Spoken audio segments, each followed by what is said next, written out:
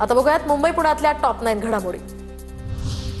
मुंबई पालिकेच्या निवडणुकीमध्ये कर्तव्यावर असलेल्या 11,627 कर्मचाऱ्यांनी टपाली मतदानाचा हक्क बजावला, तर 23 टपाली मतदान केंद्रांमध्ये शनिवारी आणि रविवारी ही मतदानाची प्रक्रिया पार पडली।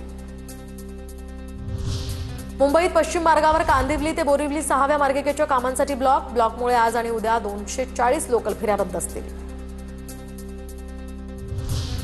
राज्यात आजपासून 12वीच्या विद्यार्थ्यांना हॉल तिकीटं मिळणार। महाराष्ट्र राज्य माध्यमिक आणि उच्च माध्यमिक शिक्षण मंडळाची माहिती 10 फेब्रुवारीपासून 12वीची लेखी परीक्षा सुरू होणार। ही परीक्षा 18 मार्चपर्यंत चालणार। पुणे म्हाडाच्या घरांची सोडत महानगरपालिका निवडणुका झाल्यानंतर काढली जाण्याची शक्यता। आचारसंहिता संपूर्णपणे या ठिकाणी संपण्यापूर्वी ही सोडत काढण्यासाठी परवानगी नाकारण्यात आली आहे। एआयच्या मदतीने तयार केलेल्या बनावट तिकीट पासचा वापर करणाऱ्यांवर कारवाई होणार। सर्व तिकीट तपासण्यांना आता अत्याधुनिक टॅब देण्याचा निर्णय पश्चिम रेल्वेने घेतलाय। पश्चिम रेल्वेकडून आधुनिक पर्यायांचा वापर करण्याचा निर्णय। मेट्रो 1 मार्गावर महिला प्रवाशांसाठी नवीन सुविधा। मेट्रो 1 वरील सर्व 12 स्थानकांमध्ये सॅनिटरी पॅड वेंडिंग मशीनची व्यवस्था।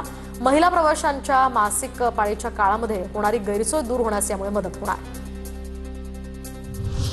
मुंबईमध्ये अस्वच्छता करणाऱ्यांवर वचक बसावा आणि महसुलात सुद्धा वाढ व्हावी या उद्देशाने आकारल्या जाणाऱ्या दंडात वाढ। नव्याने तयार केलेल्या या ठिकाणी बायलॉरला अंतिम मंजुरीसाठी मिळावी यासाठी राज्य सरकारकडे पाठवला प्रस्ताव।